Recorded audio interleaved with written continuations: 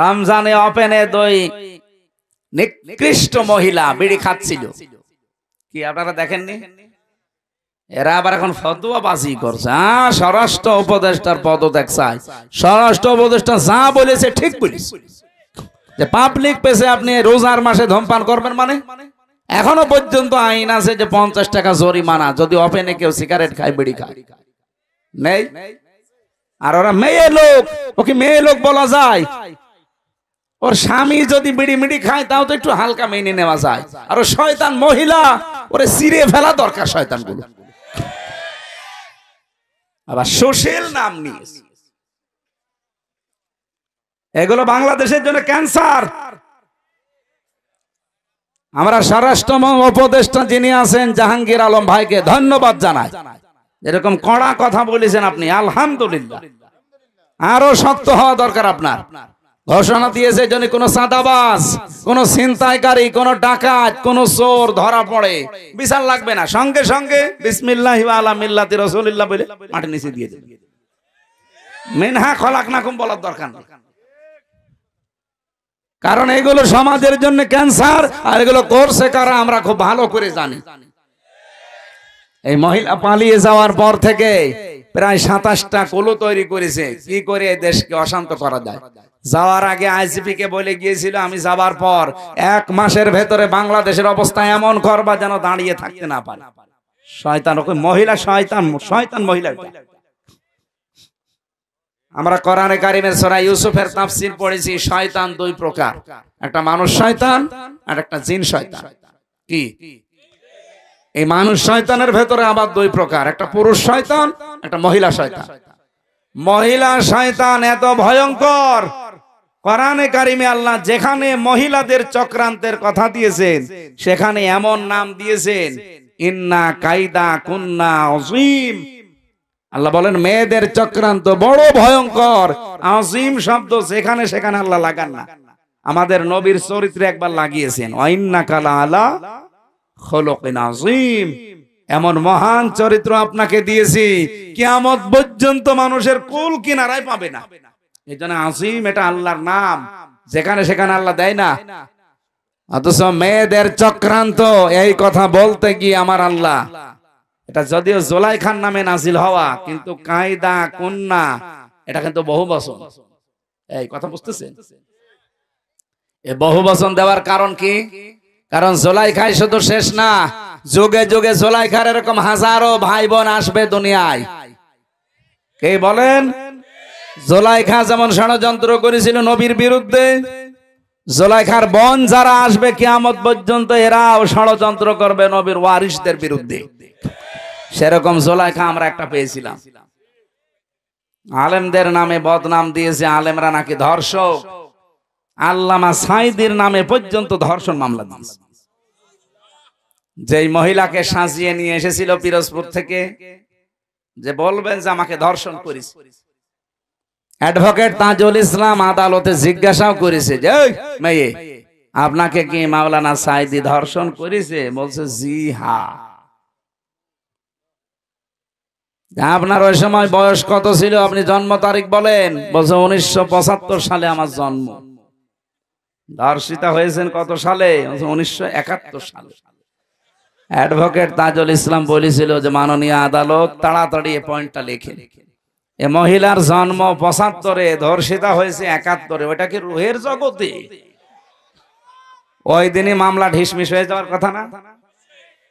করবে কে? বানানো তো, সব বানানো, হাসিনার সব বানানো, বিচার ব্যবস্থাও বানানো, বিচারপতিও বানানো, প্রসিকিউটর বানানো, সাক্ষীও বানানো, বাদীও বানানো, সব বানানো, মহিলাও বানানো। নাই তো 75-এ জন্ম নিয়ে 71-এ ধর্ষিতা হয়? ওটা হলে নাই রুহের জগতে হতে পারে, কিন্তু মামলাটা ঢিসমিস হয়নি। কারণ বিচারপতি যারে বানিয়ে রেখেছিল কালামানি, ওর বিসি উড়িয়ে গেছে শয়তান, ওর বিসি উড়িয়ে দিয়েছে। সিলেটের মানুষেরা পালিয়ে যাচ্ছিল, আমার সামনে পড়লে আমি গোড়া থেকে কেটে দিতাম। শয়তান।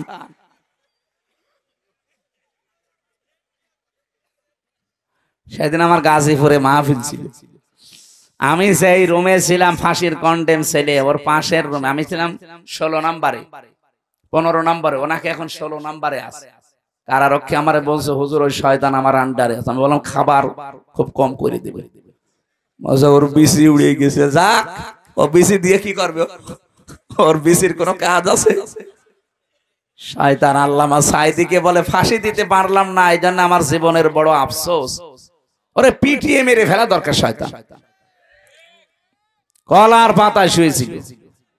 এই কথা বলেন, কি দৃশ্য দেখেছেন? কলার পাতায় শুয়ে থাকার সময় মাথায় আবার টুপি দিয়েছে। শয়তান যাতে মাতাল হলো তালে ঠিক ছিল। কলার পাতায় তো শুয়ে আছে, মাথায় টুপি দিয়েছে, আর বেল্ট কি মাজা চলে না, আবার বেল্ট দিয়েছে। গলায় গামছা দিয়ে টানতে টানতে নিয়ে আসছিল সিলেটের মানুষগুলো। কত মানুষ ডিম মারছিল, পচা ডিম। দেখেন না আদালতে? আল্লাহ বলেন আযাব মুহিন, এটা অপমানজনক শাস্তি। আলেমদের বিরুদ্ধে যত নিকৃষ্ট কাজ এই শয়তানগুলো তালিকা বানিয়েছিল, 116 জন আলেমের, এরা নাকি ধর্ম ব্যবসায়ী। তার ভেতরে আমার নাম 10 নাম্বার। সুবহানাল্লাহ, নাউযুবিল্লাহ। আমার ভাইরা,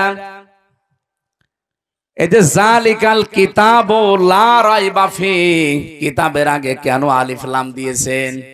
বালাগাত মান্তিক যারা বোঝে, বিশেষ করে আরবি গ্রামারের কিছু নিয়ম আছে।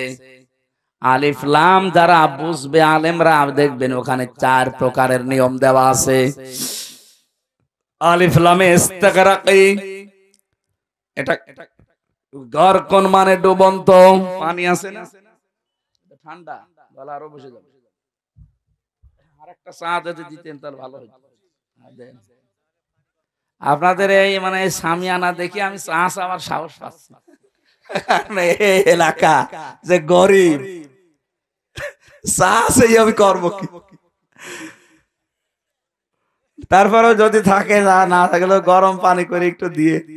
আমার মনে হয় এই বছরে যত অনুষ্ঠান করেছি, আজকের এইটাই সবচেয়ে গরিব পার্টি। এখন আমার যাওয়ার সময় তো আবার 300 টাকা দেবে না তো? না, সেদিন দিয়েছিল। ও, ওইদিকে ভালো আছে, আলহামদুলিল্লাহ। তো আপনারা আরেকটু ভালো করে করতে পারতেন। এটা তো রেকর্ড হচ্ছে, তো দেখছেন এই যে কতগুলো কিরমান কাতিবিন, এরা কালকে এটা দেখাবে, বলবেন এই রাজশাহীর বাগমারা, এই দেওপাড়া নাকি এইটা যেন দেখায় না ভাই, একেবারে সরাসরি আসমান দেখা যাচ্ছে। থাক, তারপরও গরিব মানুষ হলো এরা, এদের ঈমান শক্ত আছে, আলহামদুলিল্লাহ। গরিব মানুষকে আল্লাহ এবং রাসূল বেশি ভালোবাসতেন, আমরাও এদেরকে বেশি ভালোবাসি। আর বাংলাদেশের রাজশাহী তো আমাদের কাছে, রাজশাহী, চাঁপাইনবাবগঞ্জ, সাতক্ষীরা আমাদের আবেগের জায়গা। সারা বাংলাদেশে আমার যতটুকু বাস্তবতা ধারণা আমি জানি, আল্লাহ যদি কিয়ামতে জান্নাত দেওয়া আরম্ভ করে, প্রথমে সাতক্ষীরা দিয়ে আরম্ভ করবে, এরপরে চাঁপাইনবাবগঞ্জ, এরপরে রাজশাহী, আর আমার কুষ্টিয়া থাকবে 64 নম্বরে, কারণ গাঁজার আড্ডা।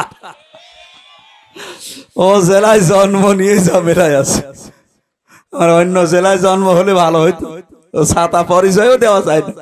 আর বড় বড় শয়তান গুলো আল্লাহ পাঠিয়েছে ওখানে, ওই যে ইনু, নুনু, এরপরে হানিফ, কত অত্যাচার যে করেছে আমারে। এই প্রায় এই কয়টা বছর এলাকায় ঢুকতে দেয়নি। আমি বাড়ি যাওয়ার আগে দেখি 10 জন পুলিশ বসে আছে। কি গো হুজুর, আমরা চলে এসেছি ধরার জন্য। এইরকম কঠিন অবস্থায় রেখেছিল এই শয়তানগুলো।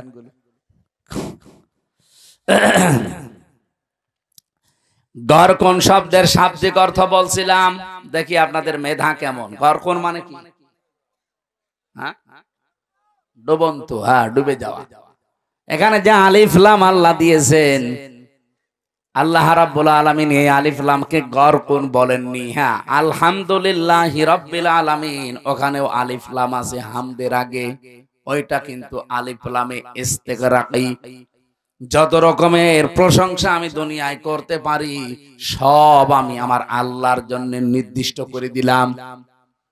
এখানে যালিকাল কিতাবু লা রাইবা ফি, কিতাবের আগে আলিফ লাম দেওয়ার আল্লাহর উদ্দেশ্য হচ্ছে, আমি তাফসিরে পড়েছি, এটা আল্লাহ রাব্বুল আলামিন বোঝাতে চেয়েছেন পৃথিবীতে একটাই মাত্র কিতাব আছে যেটা মানুষকে হেদায়েত দিতে পারে, তার নাম কোরআন। তার নাম কি? কোরআন ছাড়া হেদায়েত দেওয়ার কোনো কিতাব দুনিয়ায় নেই। আছে? এজন্য আপনাকে কিছু পেতে হলে এর কাছে আসা লাগবে। বাজ্জিনাতিম মিনাল হুদা ওয়াল ফুরকান। রব্বুল আলামিন বলেন কোরআনে কারীম এমন স্পষ্ট দলিল আর প্রমাণ দিয়েছি যে মানুষ এখান থেকে পথ নির্দেশিকা পাবে। আল ফুরকান, হক আর বাতিল পার্থক্যকারী একটা কিতাব। ও রাজশাহীবাসী, আপনি যদি এই রমজানে কোরআন পেলেন, রোজা রাখলেন, বাকি সামনের জীবনে যদি হক আর বাতিল পার্থক্য করে জীবন কাটাতে না পারেন, আপনার কাছে রমজান আসা না আসা সমান। আমি আশা করছি কথা বোঝাতে পেরেছি। এটাই আসল কথা আজকের। আল ফুরকান, সত্য মিথ্যা পার্থক্য করে বাকি জীবন চালানো লাগবে। আর কতদিন এভাবে না বোঝার ভান করে থাকবেন? রমজানও পাচ্ছেন প্রতি বছরে বছরে, কোরআনও আছে আপনার কাছে। হক আর বাতিল কোনটার সামনে এটা দেখে যদি জীবন চালাতে না পারেন, আপনার জীবন ব্যর্থ। আজকে থেকে সিদ্ধান্ত নিয়ে যাওয়া লাগবে, কোরআন আমি বুঝতে চেষ্টা চালাবো, শিক্ষা চেষ্টা চালাবো, এমন ভাবে বুঝবো শিখবো যেন হক আর বাতিল সামনে কোনটা আমি পার্থক্য করে নিতে পারি। বলেন সুবহানাল্লাহ। আমার তেলাওয়াত কি তো আয়াত ছিল সূরা বাকারার 183 নাম্বার আয়াত। ইমানদারকে আল্লাহ ডাক দিয়ে জানিয়েছেন, ইয়া আইয়ুহাল্লাযীনা আমানু কুতিবা আলাইকুমুস সিয়াম। ইমানদারের আমি তোমাদের উপরে রোজা লিখে দিলাম, কামা কুতিবা আলাল্লাযীনা মিন ক্বাবলিকুম। তোমাদের পূর্বে যত জাতি পাঠিয়েছি, যত নবী, প্রত্যেকের উপরে রোজা কিন্তু ফরজ ছিল। হ্যাঁ, তাদের সিস্টেম আলাদা ছিল, তাদের মাস আলাদা ছিল। হযরতে মুসা নবী রোজা রাখতেন যেদিন তিনি পার হয়েছিলেন ফেরাউনের কবল থেকে ওই দরিয়া, ওটা মুহররমের 1 তারিখ 10 তারিখে তিনি রোজা রাখতেন। হযরতে ইব্রাহিম আলাইহিস সালাম রোজা রাখতেন, যিনি আগুন থেকে মুক্ত হয়েছিলেন মুহররমের 10 তারিখে। হযরতে নূহ আলাইহিস সালাম রোজা রাখতেন যেই দিন তিনি যদি পাহাড়ে তার নৌকা, তার কিস্তি ভেড়াতে পেরেছিলেন মুহররমের 10 তারিখে। অন্যান্য যত নবীর জীবনী পড়েছি, কোন নবীকে আল্লাহ রোজা দিতে বাদ দেননি, প্রত্যেককে রোজা দিয়েছেন। হ্যাঁ, হয়তো তাদের বছরে 1 দিন 2 দিন 3 দিন এরকম ছিল, আমাদেরকে আমার আল্লাহ রোজা দিয়েছেন বছরে 1 2 3 3 দিন না, 1 মাস।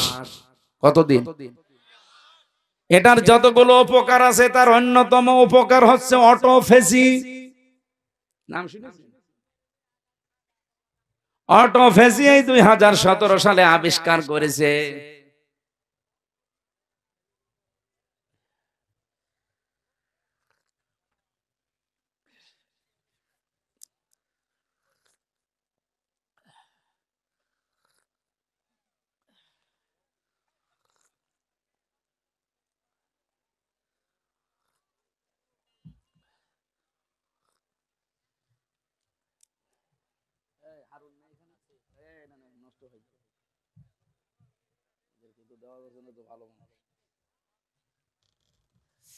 রাজশাহীবাসী, জাপানের একজন বিজ্ঞানী, স্বাস্থ্য বিজ্ঞানী, উনি নোবেল পেয়েছেন 2017 সালে। এই তথ্যটা দিয়েছেন ইউশোনারি ওসামি।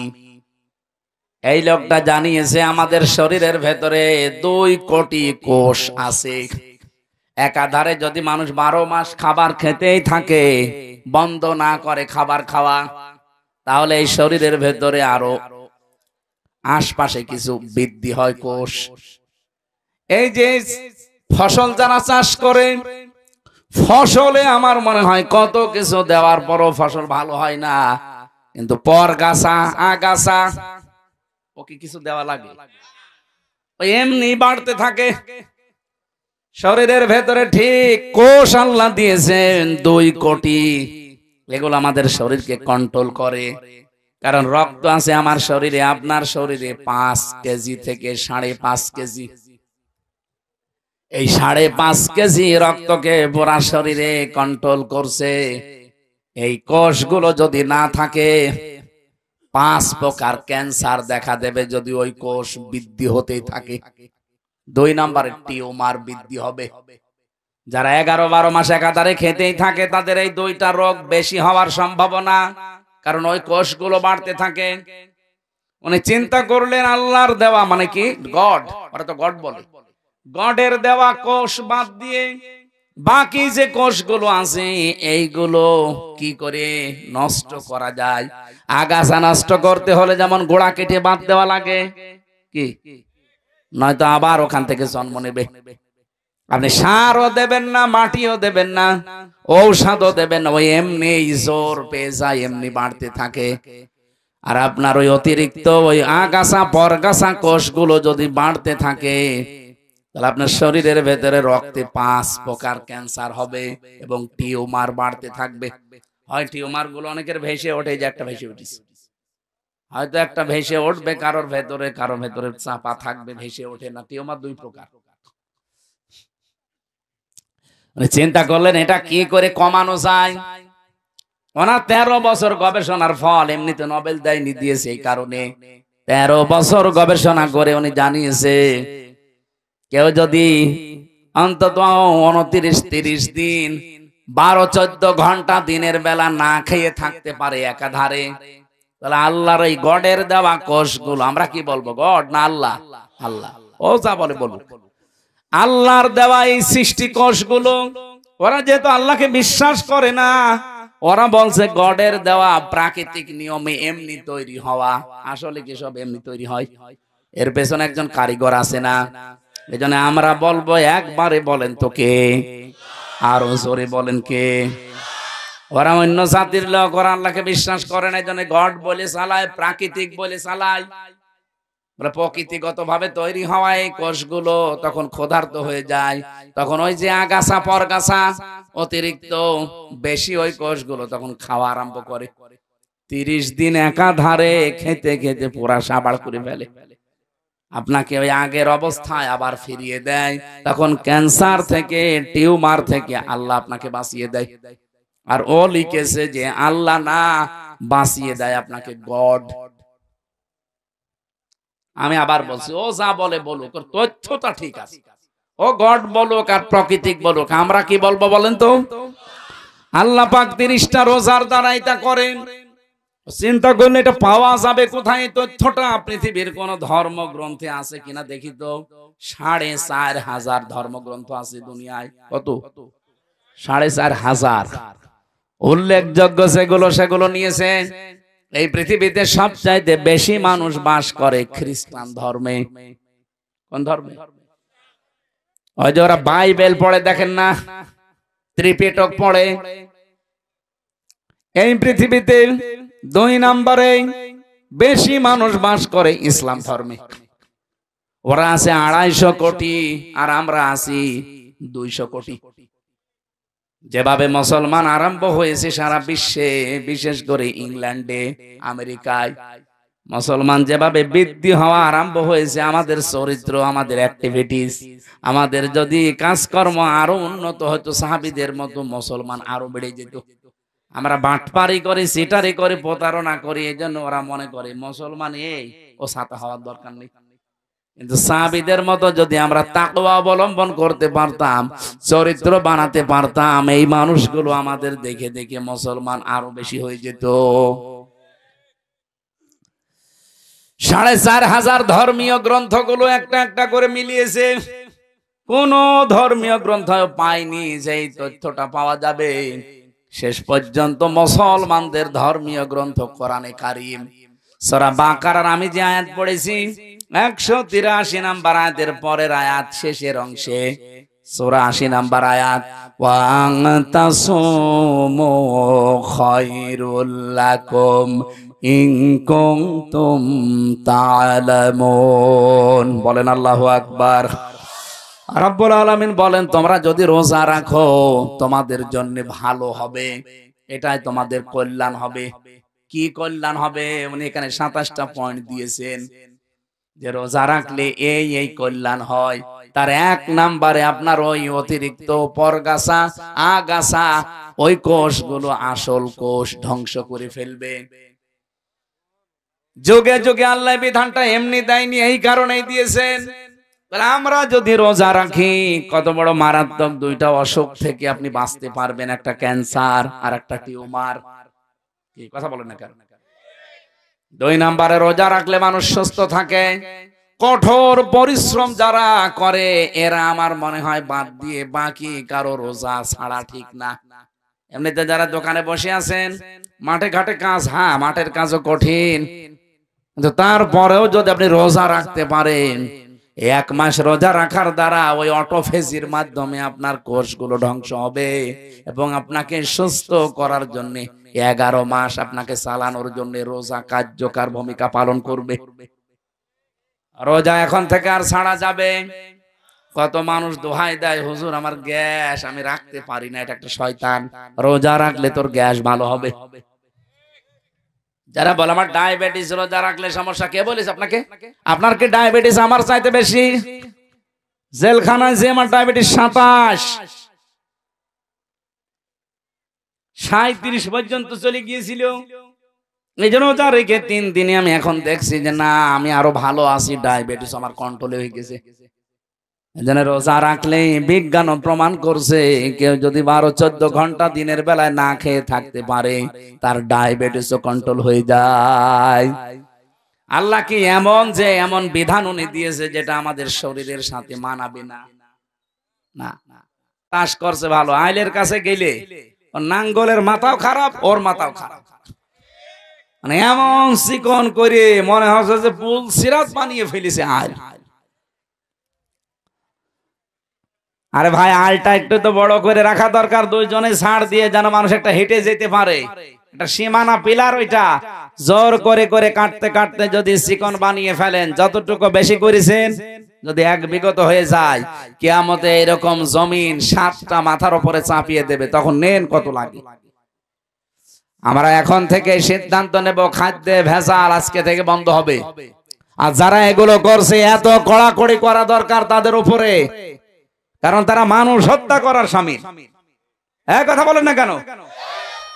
খাদ্যে ভেজাল দেওয়া, ফরমালিন দেওয়া, ঔষধ দেওয়া, এবং যারা পণ্যগুলো ক্রাইসিস করে তৈরি করে আটক করে রেখে এই রোজার মাস আসলে মানুষ এগুলো বেশি করে। আমি বিশ্বের অন্যান্য দেশের সাথে মিলালাম, তারা মুসলমানেরা রোজার মাস আসলে অন্য মাসে যদি 100 টাকা কেজি থাকে, রোজার মাস আসলে 70 টাকা করে দেয়।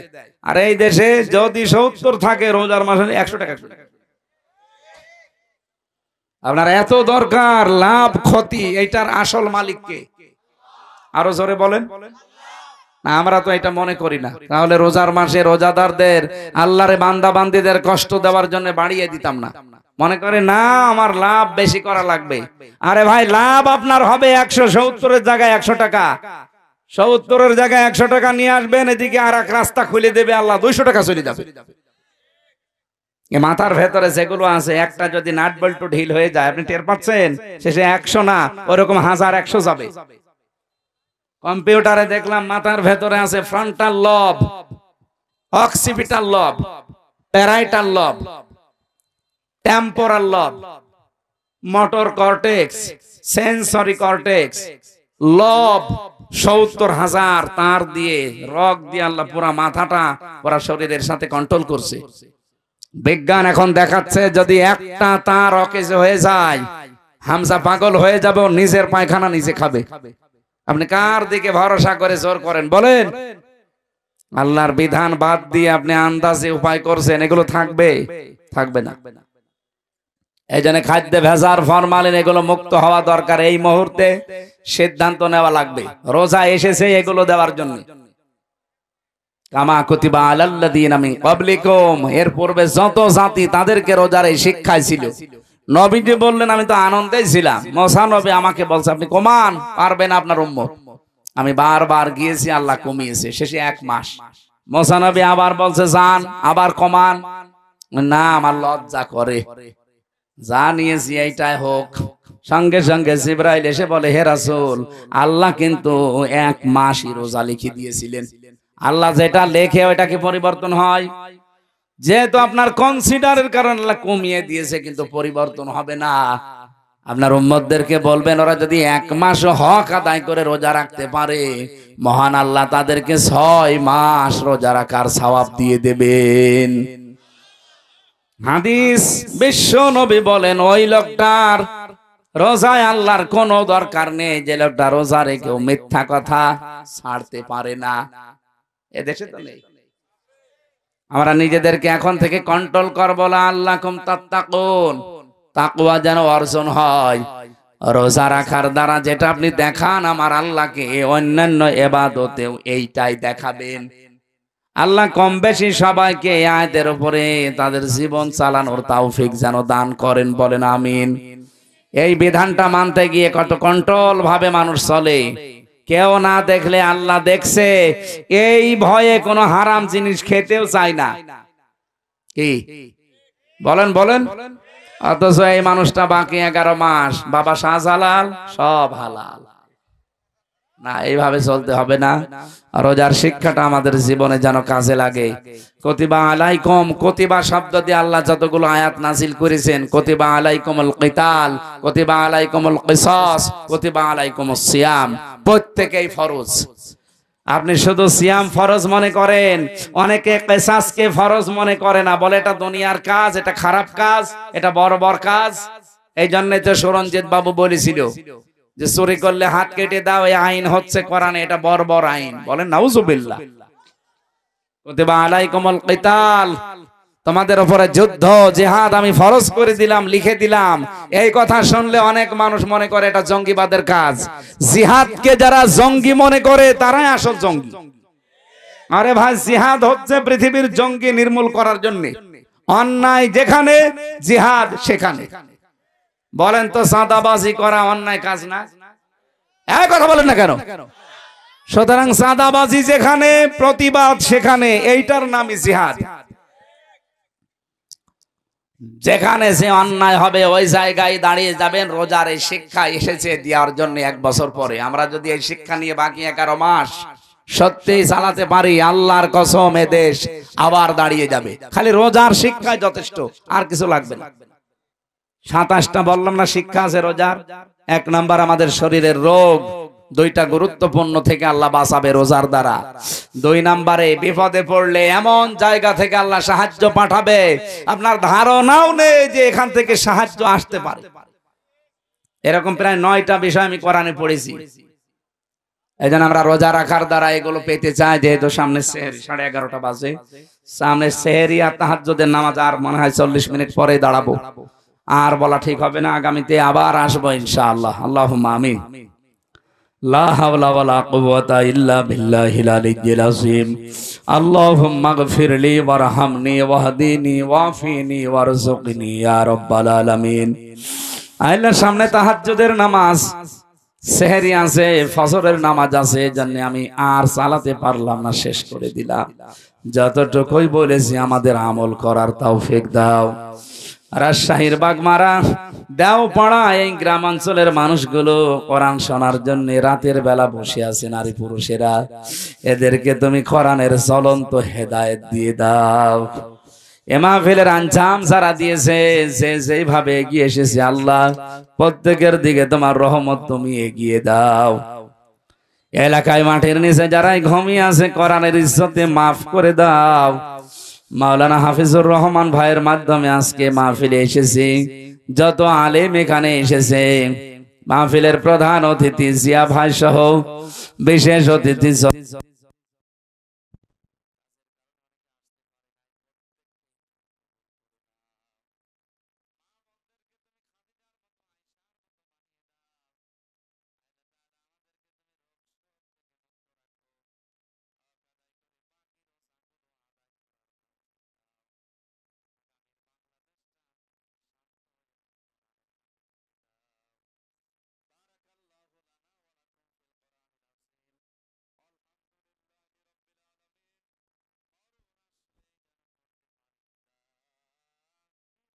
ইলাহা ইল্লাল্লাহু মুহাম্মাদুর রাসূলুল্লাহ।